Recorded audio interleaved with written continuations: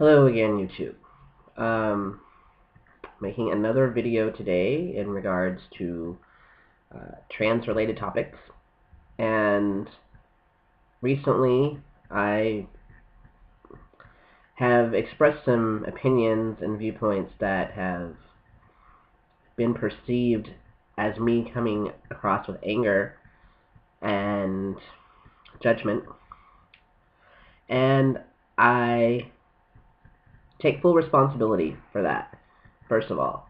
And yes, I was angry because, much like the person who felt that I was attacking, I felt as though I was being personally attacked as well.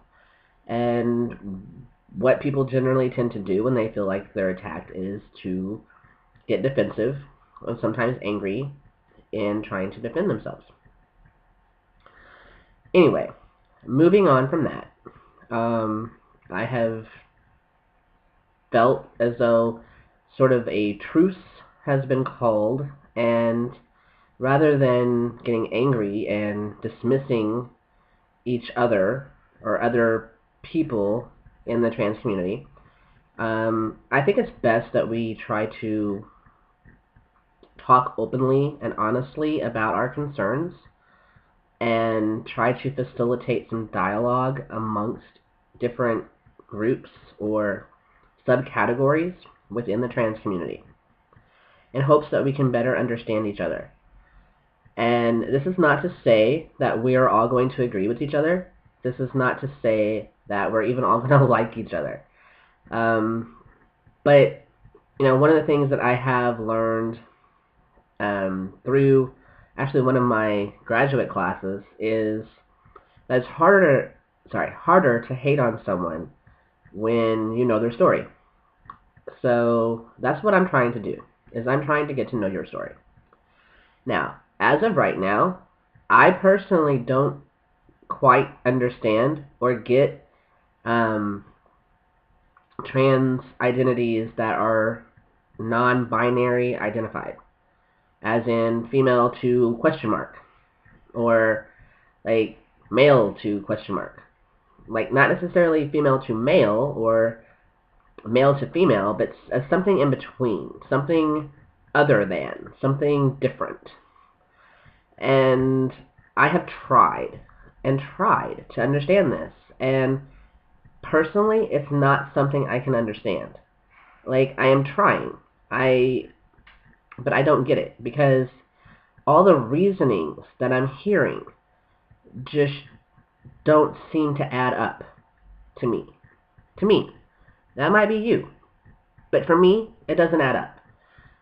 And the reason I say this is because it could all come down to a matter of personality clash, not so much identity and how people choose to identify, just personality clash. And what I mean by that is, for example, even within the gay and lesbian communities, for example, I don't really seem to always fit. And the reason for that is because I do things like this, where I challenge people's ideas and thoughts. I want people to expand on their reasonings. I want proof. I'm a proof kind of person. That's just me. And if you're going to use reasonings to defend yourself, then those reasonings should stand up to the test of critical analysis. And that's just how I believe. That's how I am. I am, I have a bachelor's degree in a hard science. I am technically a scientist, and I need proof. I need to be able to see how A and B correlate together to get to C. And so when I hear stories or, sorry, that's adjusting my chair, explanations, I guess, of why people feel that their label or their self-identity is good enough to fit into other identities and other categories raises flags for me. It causes me to question. And the reason I'm saying this is because, okay, for example, people who identify as, gender queer or gender neutral or female to blank, like fill in the blank. My reasoning and my concern with this is that a lot of the reasons I'm hearing are of people who say things like the following: I like my body as female, but I want a flat chest. I like my voice. I don't want to go on testosterone because I don't want to change it. I like dressing like a male, but I don't necessarily feel as though I think like a guy.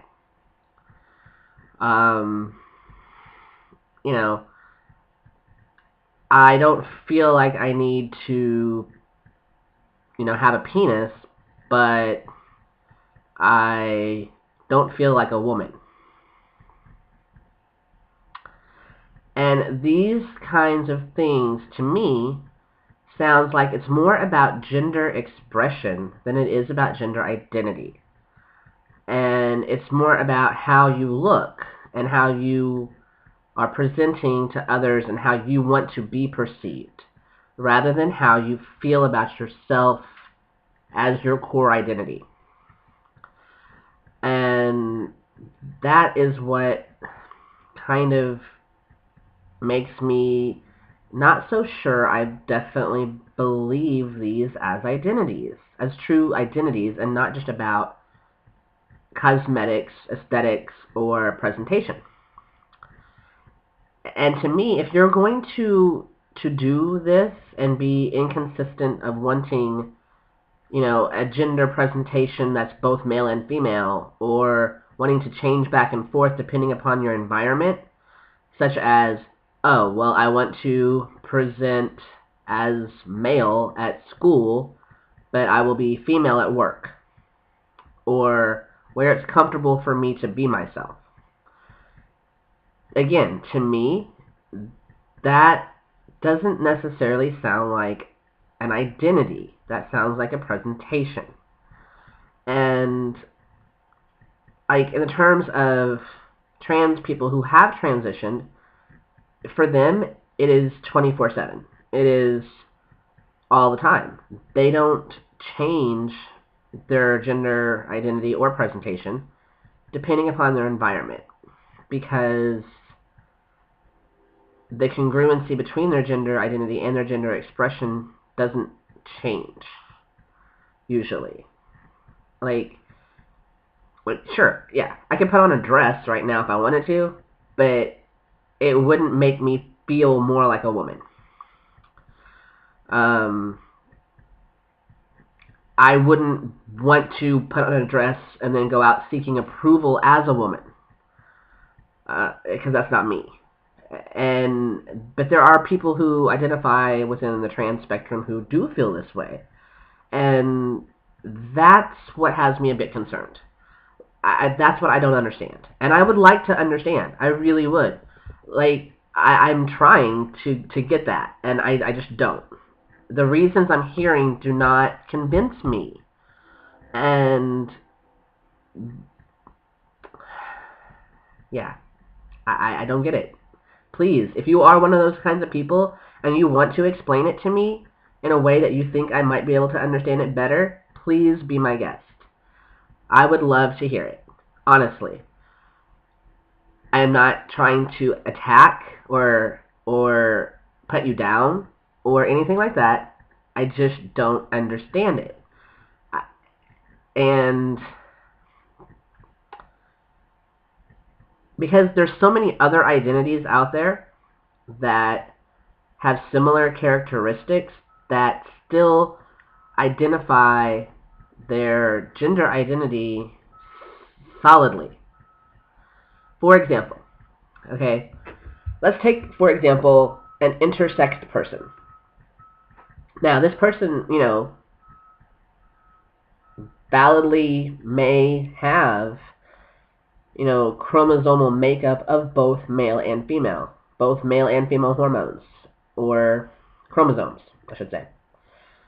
Now, to me, being the logical, analytical kind of person I am, would say, okay, wow, this person has a valid reason to see themselves in terms of both male and female. However, even for intersex people who have a biological compositional makeup of male and female chromosomes, a lot of them still identify as having a gender of female, a gender of male. And if their bodies are not in congruency with the gender that they feel they are, usually they will take steps to progress in that route. So what I don't understand is how, if an intersex person can identify with a gender and solidly identify with that gender and it not change back and forth or be fluid or anything like that, is what is the reasoning? What is the validity behind an identity such as genderqueer or,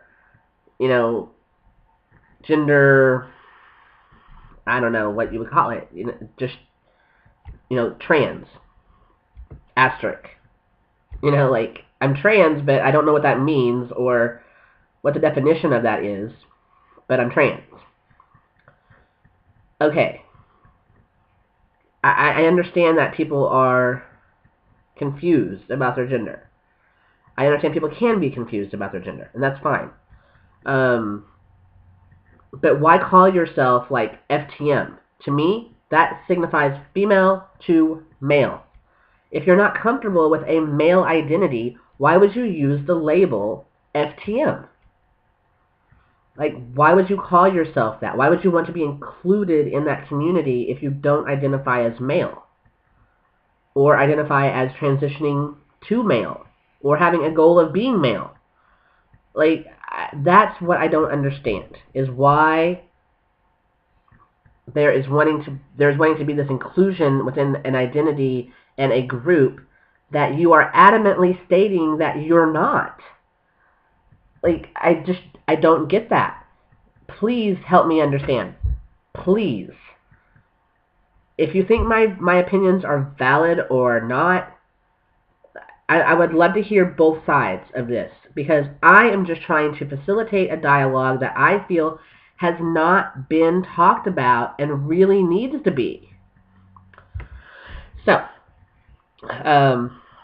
yes, please leave comments. Please help me understand you, and hopefully you can understand me.